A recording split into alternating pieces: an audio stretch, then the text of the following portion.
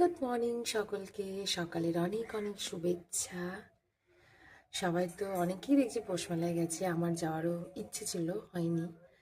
যাই হোক, ঠান্ডা কিন্তু পড়েছে, মানে এই লাস্ট কদিন ঠান্ডাটা পড়লো।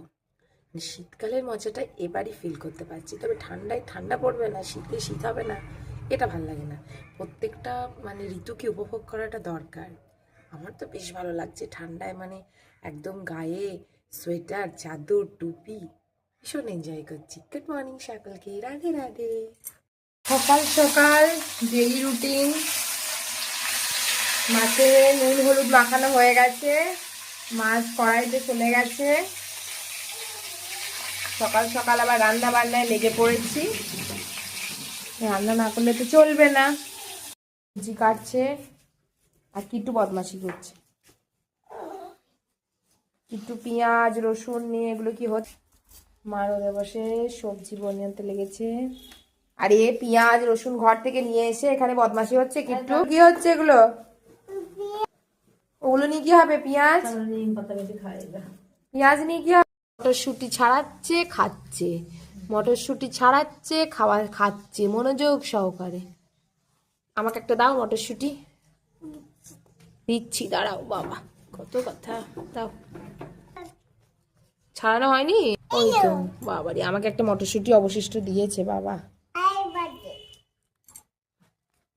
আবার একটা। এর সমস্ত রান্না মা করেছিল। মায়ের হাতের, মানে মাদের হাতের একটা স্বাদ থাকে, জাদু থাকে, দারুণ হয়েছিল। আজকে আবার আমি করছি রান্না বান্না। এখানে বাঁধাকপি বসিয়ে দিয়েছি, বাঁধাকপি একটু মানে ভাপ তুলে ফেলে তারপর আবার মশলা দিয়ে কষবো। ঢাকা দিয়ে নাড়া হচ্ছে, একটু নুন হলুদ তেল দিয়ে। মানে মায়ের ইনস্ট্রাকশন ফলো করি রান্না করি, সেটা বড় কথা নয়, কিন্তু তবুও মাদের হাতে যেন একটা স্বাদ থাকে, আলাদাই স্বাদ। মানে এটা অন্ততপক্ষে আমার নিজের রান্না খেয়ে এতটা তৃপ্তি হয় না, মায়ের রান্না খেলে একটা তৃপ্তি হয়। গোপালকে খেতে দিচ্ছ? জল দিচ্ছ গোপালকে? গোপালে থালা বাসন নিয়ে চামচ। সত্যি, ও যা দেখে ও সেগুলো কিন্তু কপি করে, বাচ্চাদের এটাই নিয়ে। বাচ্চারা বড়দের যা দেখে তাই বাচ্চারা অনুকরণ করবে। গোপালকে জল দিচ্ছে।